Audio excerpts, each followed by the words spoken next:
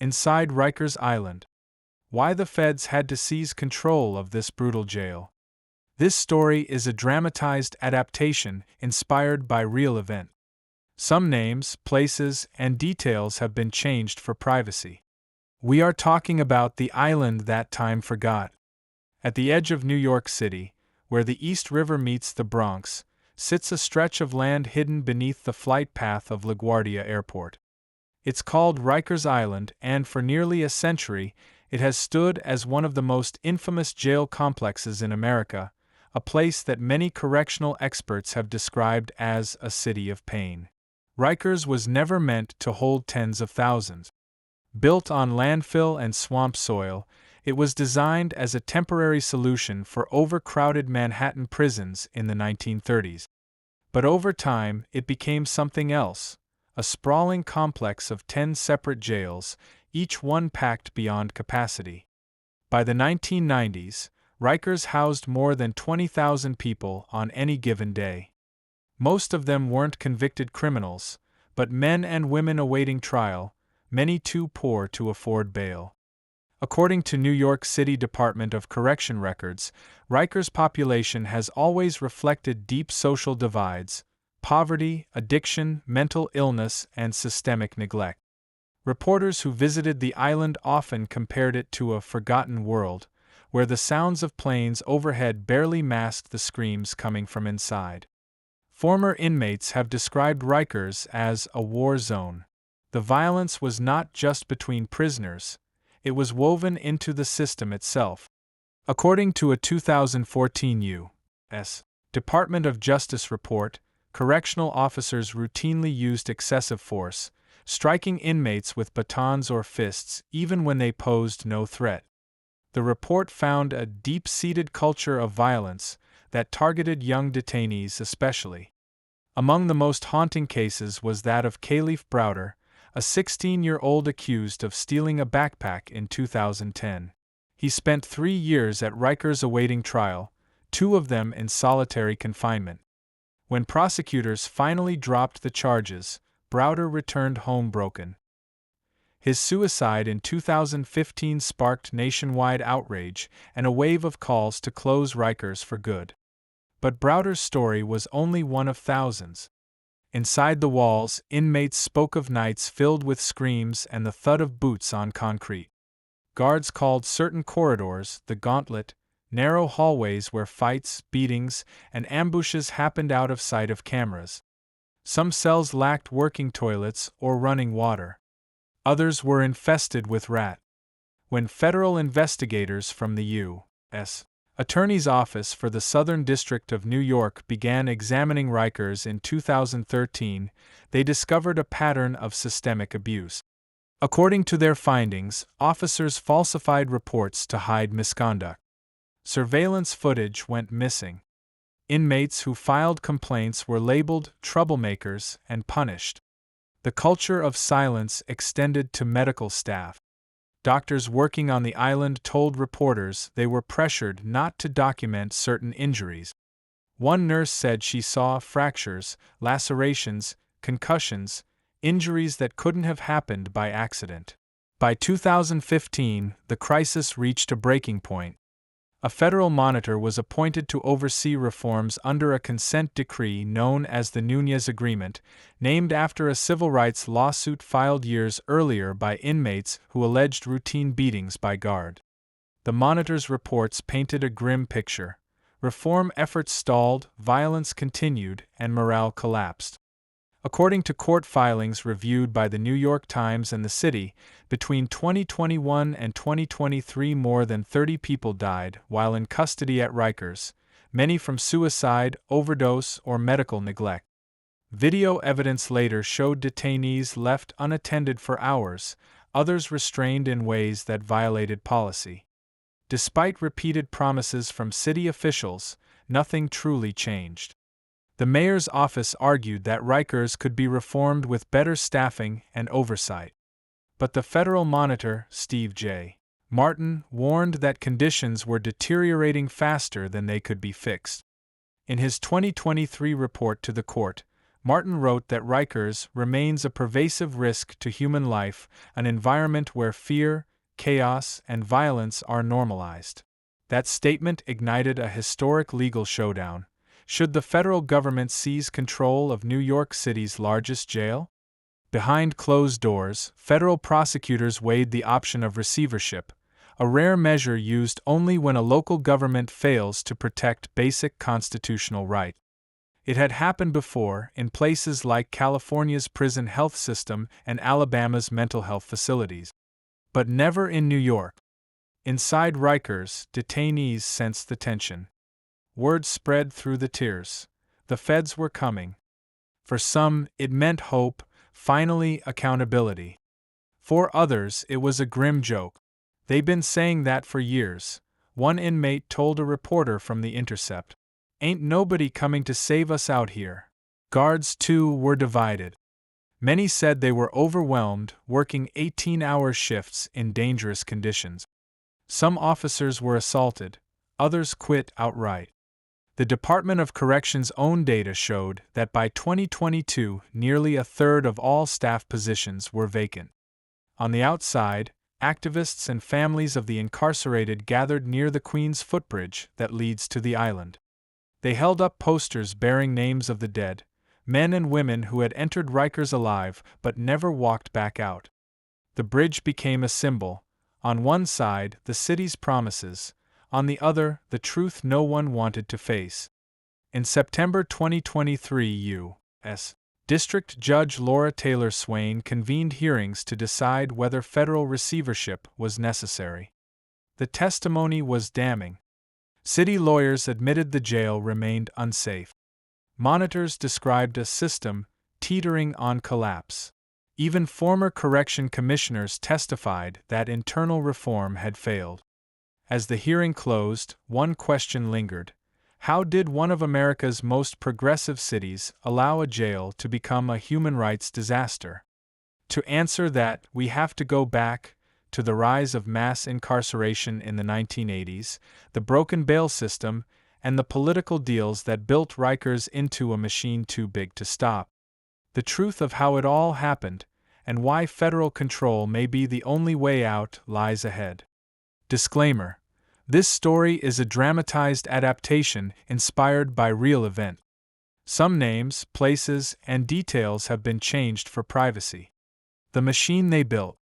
To understand why Rikers Island spiraled into chaos, you have to go back to the moment when New York City decided to build an empire of incarceration, not just a jail, but a system. It began in the late 1970s, when the city was crawling out of bankruptcy and crime rates were soaring. The subways were covered in graffiti, the Bronx was burning, and politicians were desperate to prove they could restore order. Law and order became a campaign slogan, and Rikers Island, hidden from public view, became the perfect place to show they meant business. The expansion era. According to the New York Daily News archives, between 1975 and 1990, the city poured millions into expanding Rikers. 8 new facilities were built during that time, each designed to hold more detainees, each one more fortified than the last. But this growth didn't come with reform. It came with warehousing, packing bodies into cells, often double or triple bunked, under the theory that containment equaled control. By the early 1990s, the Department of Correction had swelled to over 10,000 uniformed officers, making it one of the largest law enforcement forces in the country. Many came from the same struggling neighborhoods as the inmates they guarded. With little training, they were thrown into an environment that rewarded toughness over empathy. "They told us from day one," said one former officer quoted in a 2015 New Yorker investigation, "this isn't a rehab center. It's a jungle. You survive or you get hurt." Culture of control. As the population exploded, so did violence. A 1990 city comptroller report found that assaults between inmates increased by more than 400% in just 5 years. The response wasn't to reduce overcrowding, it was to tighten control. The city built isolation units called punitive segregation, small concrete cells where detainees could be locked down 23 hours a day. Inmates called them the box. According to court filings in Nunez v. City of New York, solitary confinement became routine, even for minor infractions like talking back to a guard or missing a count. Teenage detainees were held in isolation for weeks, sometimes months. Over time, the use of solitary became institutionalized, a management tool rather than a disciplinary measure. Officers who questioned it were often sidelined. It was how you kept the peace, one retired captain told the city in 2022. You take away movement, you take away noise, and you think you're solving violence. But you're really feeding it. Unions and power. By the mid-1990s, Rikers was no longer just a jail. It was an ecosystem, powered by politics and protected by one of the most powerful unions in New York, the Correction Officers Benevolent Association, COBA. Under the leadership of Norman Seabrook, COBA became both a shield and a sword. Seabrook, a charismatic and controversial figure, argued that his officers were the forgotten cops of New York. He demanded hazard pay, better pensions, and political respect. But critics said he also used fear to consolidate power. According to federal corruption charges filed in 2016, Seabrook later accepted bribes in exchange for union investments, allegations that led to his conviction in 2018. But long before that, his influence had reshaped how the jail operated. COBA resisted oversight, fought civilian review boards, and lobbied against reforms that limited officer discretion. When federal investigators documented excessive force cases, union lawyers often dismissed them as Monday morning quarterbacking. Inside the island, that resistance translated into impunity. Officers knew the union would back them no matter what. Detainees knew it too. You could file a complaint, said a former Rikers inmate during a 2019 deposition, but by the time you got transferred or released, nothing happened. The same CO who broke your jaw was still there. The broken bail system. At the same time, another machine was feeding Rikers from the outside, the bail system. In New York, judges could set bail even for minor offenses. Those who could pay went home, those who couldn't waited on the island. According to a 2017 report from the Vera Institute of Justice, nearly 80% of Rikers detainees were pretrial, legally innocent, simply too poor to buy their freedom. Some spent months or even years waiting for trial because they couldn't afford a few $100s in bail. Public defenders described it as poverty punishment. Prosecutors used it as leverage, a way to pressure defendants into pleading guilty just to go home. For the city, it was a budgetary black hole. Housing an inmate at Rikers cost taxpayers over $500,000 per year, according to data from the City Comptroller's Office in 2022. Yet little of that money improved conditions. Medical staffing was short, mental health care almost non-existent, and maintenance crews couldn't keep up with the crumbling infrastructure. By 2010, some of Rikers' buildings were literally sinking, the landfill beneath them shifting with the tide.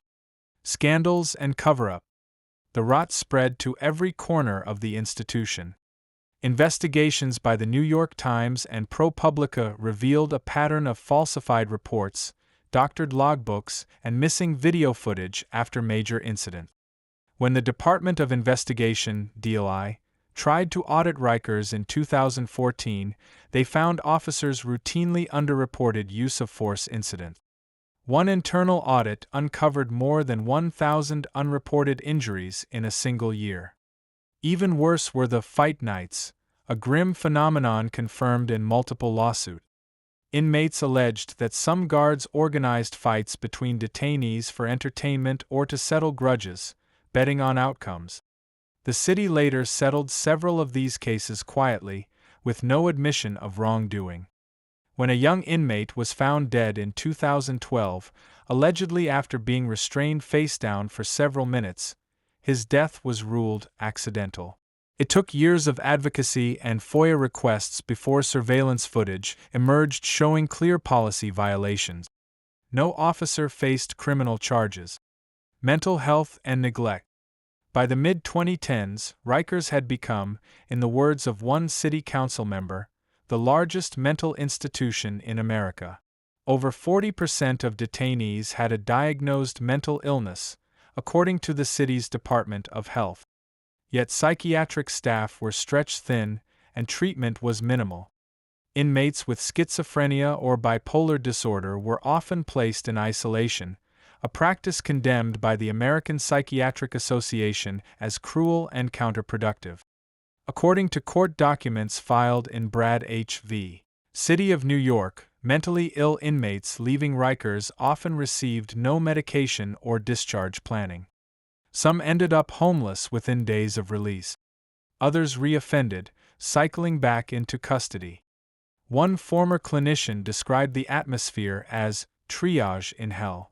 She told the Marshall Project that staff were constantly putting out fires, breaking up fights, calming psychotic episodes, handling overdoses, with almost no support. Reform attempts. Every few years, a new commissioner promised change. New training programs, new oversight boards, new slogans.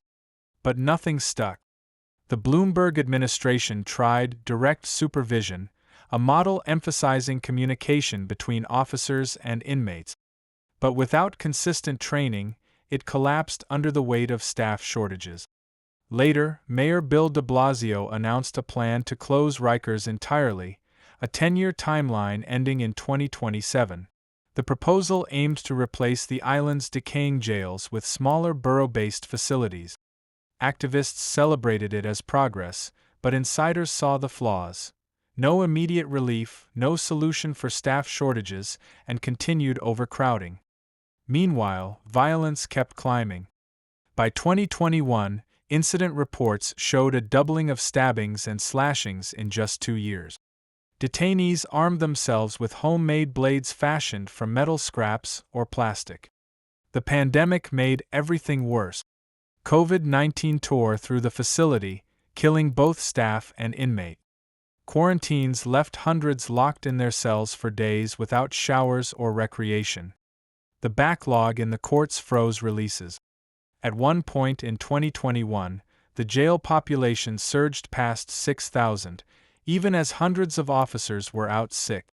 The Federal Monitor called the situation a humanitarian crisis. The line between order and chaos. Inside Rikers, the rules blurred. Officers called in sick en masse to protest staffing cut. Detainees seized control of housing unit. Fires broke out. A 2022 New York Post investigation published leaked videos showing detainees wandering freely, smoking, and gambling while no guards were present. The Department of Correction called it temporary loss of control. Federal monitors called it collapse. One veteran officer described it this way: "It's not a jail anymore. It's survival of the fittest. We're not running the place is running us." For inmates, survival meant alliances. Gangs filled the power vacuum, enforcing their own order where the system failed. Bloods, Crips, Latin Kings, and smaller groups like the Trinitarios dominated housing unit. If an inmate refused to join, he risked becoming prey. Violence wasn't random. It followed an economy of cigarettes, drugs, and protection. Officers, overwhelmed or complicit, often turned a blind eye. Some smuggled contraband themselves. In 2020, federal prosecutors charged several correction officers with accepting bribes to bring in fentanyl and synthetic marijuana.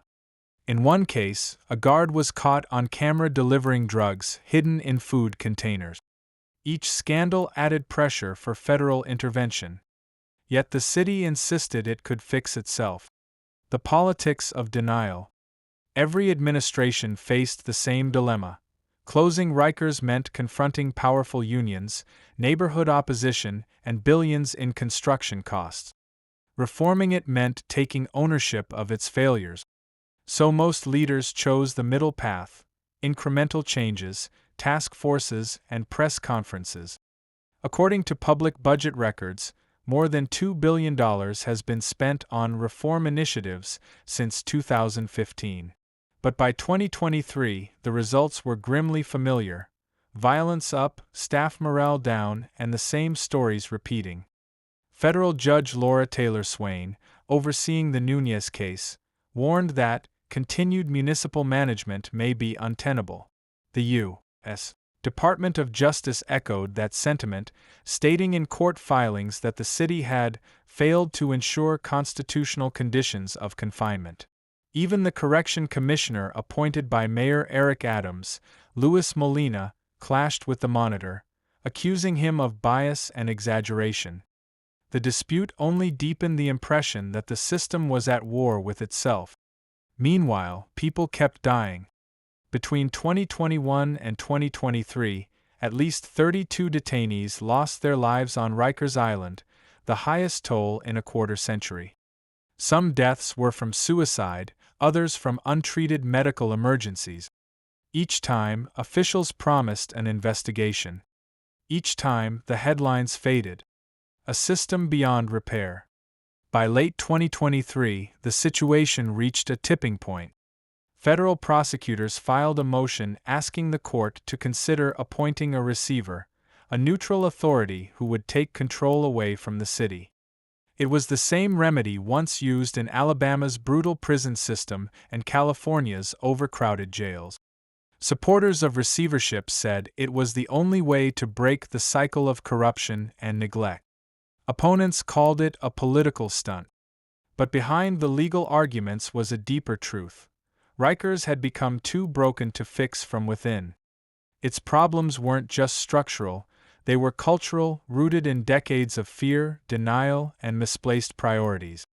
A 2023 federal report summed it up. The dysfunction at Rikers is not a momentary lapse. It is a generational failure of leadership, policy, and accountability. Still, the island continued to operate, day after day, shift after shift, as planes roared overhead and the skyline shimmered in the distance. For those inside, the outside world might as well have been another planet. The only question left was when, not if, the feds would step in. Because every time another name was added to the list of the dead, the calls grew louder. And somewhere between those walls and the courtrooms in Manhattan, the future of Rikers Island and the soul of New York's justice system hung in the balance. Disclaimer: this story is a dramatized adaptation inspired by real events. Some names, places, and details have been changed for privacy.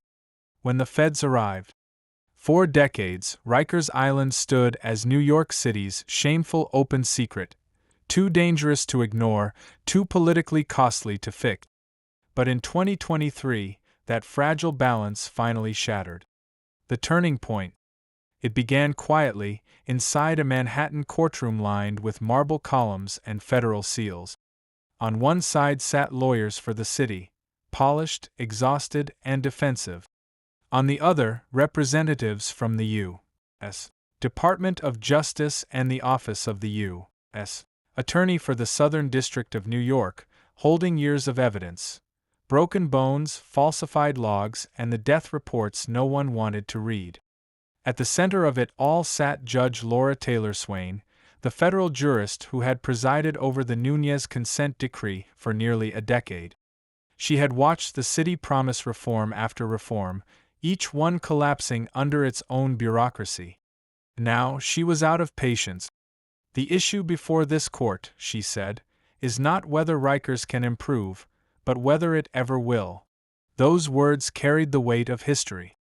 They marked the first time in modern New York that a federal judge openly considered stripping control of a city jail system and placing it under federal receivership, a move that would effectively end local authority over Rikers Island.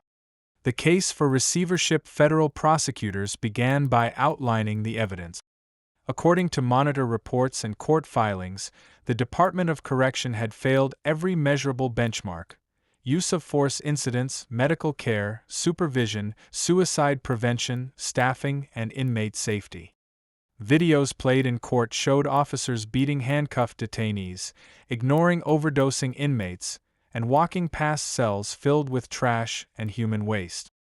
The most disturbing exhibits came from security footage between 2022 and 2023, revealing officers standing by as detainees stabbed one another with makeshift blades, sometimes for minutes before anyone intervened. "This," said one prosecutor, "is not law enforcement. It is lawlessness under government supervision." The courtroom fell silent. The city's lawyers argued that progress was being made. New training programs, a violence reduction initiative, and improved infrastructure. But the federal monitor, Steve J. Martin, disagreed. His latest report described Rikers as a system in free fall, a jail where constitutional rights are theoretical at best. He spoke bluntly. No reform can take root in soil this toxic. The culture at Rikers rejects accountability at every level. It's a closed loop of denial. Inside the walls.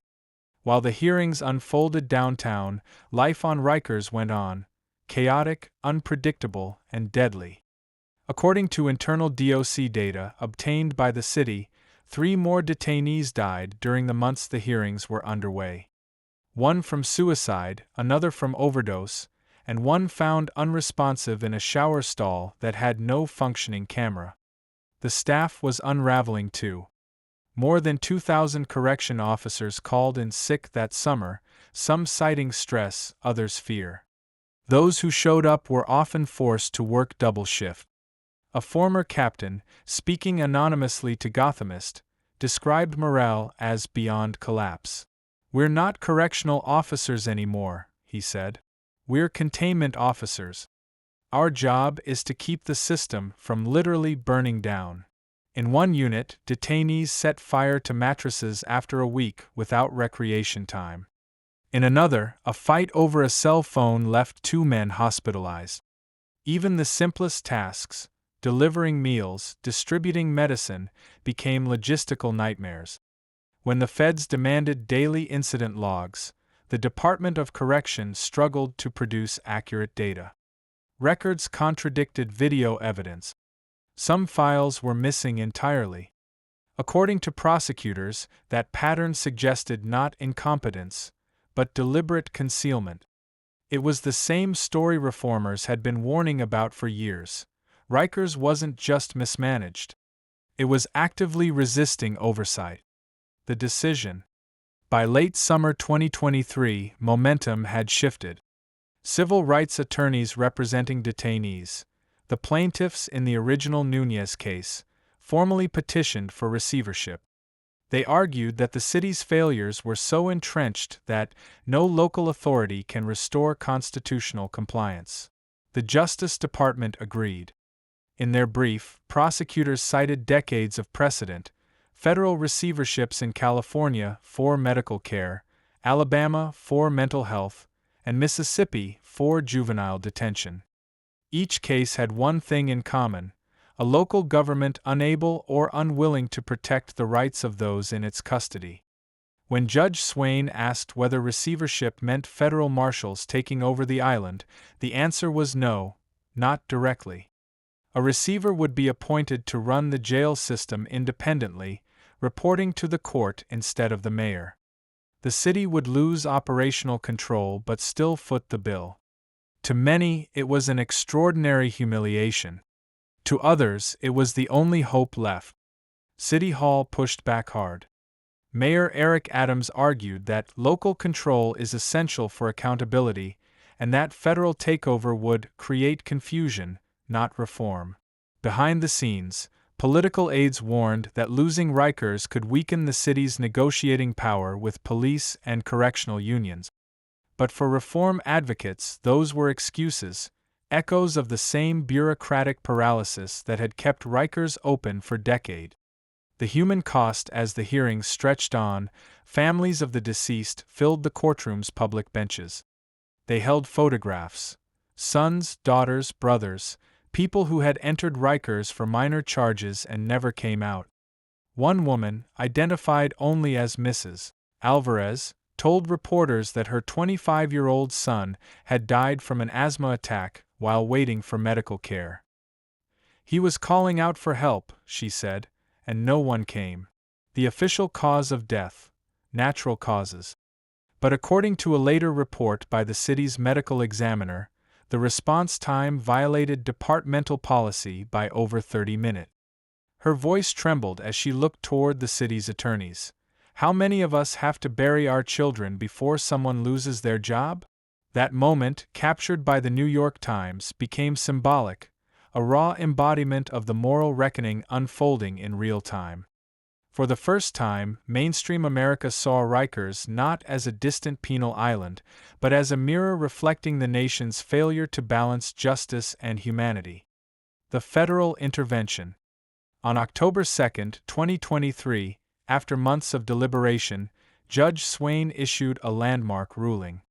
She did not immediately impose receivership, but she ordered the parties to submit detailed plans for transitional federal oversight. It was a legal halfway point, a warning to the city that full seizure was imminent if progress failed within 90 days. The Justice Department called it a final opportunity for the city to prove it can govern its own jail. In practical terms, the ruling gave the federal monitor expanded authority, access to records, direct communication with staff, and power to issue binding directive. It also opened the door for Congress to allocate federal funding for humanitarian improvements, a rare move for a municipal jail system. But on the ground, change came slowly. Officers distrusted the monitors. Detainees doubted anything would improve. Rumors spread that federal marshals would storm the island, false but believable enough to spark anxiety. When the first team of federal auditors arrived, escorted by armed marshals, detainees banged on their cell doors in unison, a chorus of metal echoing through the corridors. Some shouted for justice. Others just shouted to be heard. The struggle for control. Inside the administrative building known as the Command Center, tensions rose between city officials and federal staff. Emails later revealed through Freedom of Information Act requests showed fierce disputes over data access and discipline policy. The Monitor's office accused senior DOC leadership of willful obstruction. When the federal team ordered random staff inspections, the union filed an injunction claiming harassment. Judge Swain dismissed it. "Transparency is not harassment," she wrote. Still, resistance continued. Reports surfaced of officers turning off body cameras, delaying incident reports, or quietly transferring detainees before inspections. One whistleblower claimed supervisors instructed guards to clean up cells before federal visits, removing damaged mattresses and repainting walls overnight. By the time inspectors arrived, the units looked presentable. But cameras later showed the same areas returning to chaos within days. The illusion of reform, that was the real disease. The inmates' voices. As media access expanded under federal oversight, journalists began publishing first-hand accounts from inside Rikers. The Marshall Project, The Intercept, and New York One Investigates released interviews with current detainees describing what life was like under this uneasy transition. One man, serving time for a parole violation, described the atmosphere.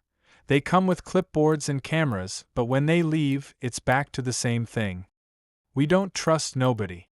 Not the COs, not the city, not even the feds." Another inmate, who'd spent 6 months in solitary, said the only noticeable difference was that guards now yelled less when cameras were around. Yet some signs of change did emerge.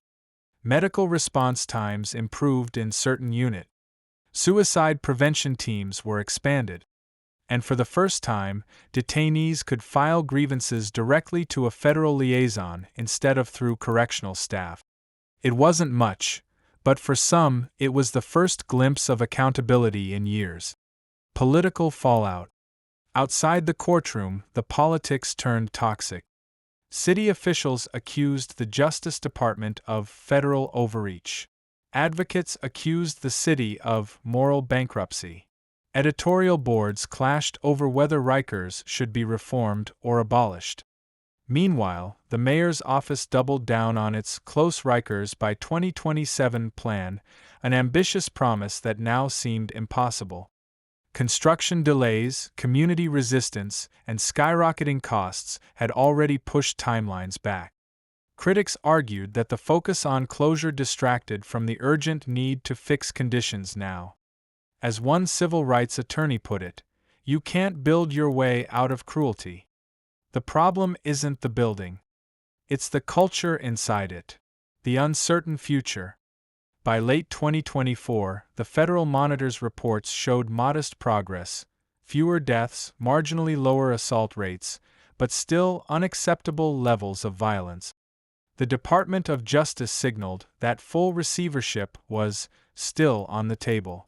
For the men and women trapped behind Rikers' walls, life continued in limbo. Planes kept landing at LaGuardia. Guards kept walking their tiers.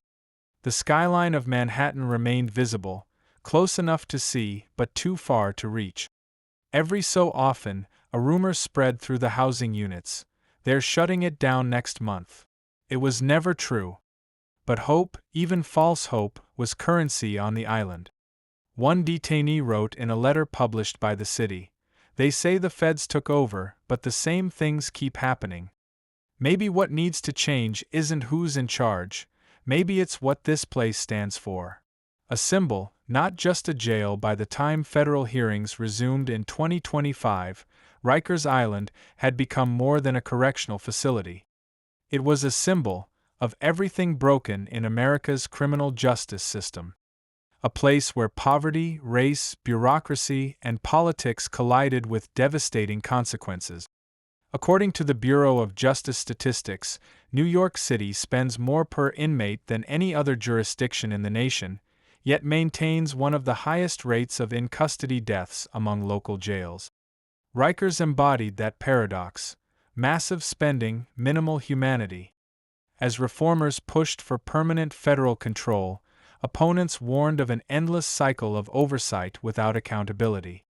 Both sides were right in part. The truth, as always, lay somewhere in the middle, in the quiet stories of those who lived and died there, and in the question that still haunts the city: if Rikers couldn't be fixed, what did that say about the system that built it? Epilogue. As 2025 unfolded, Judge Swain prepared to make her final ruling.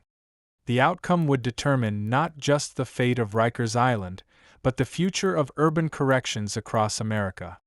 No one knew which way she'd lean: federal control or continued city oversight. But everyone agreed on one thing: Rikers could no longer remain as it was. It had become more than a jail. It was a test of justice, governance, and the nation's conscience. And somewhere beyond the East River, beneath the steady roar of departing airplanes, that test was still ongoing. Disclaimer: this story is a dramatized adaptation inspired by real events. Some names, places, and details have been changed for privacy.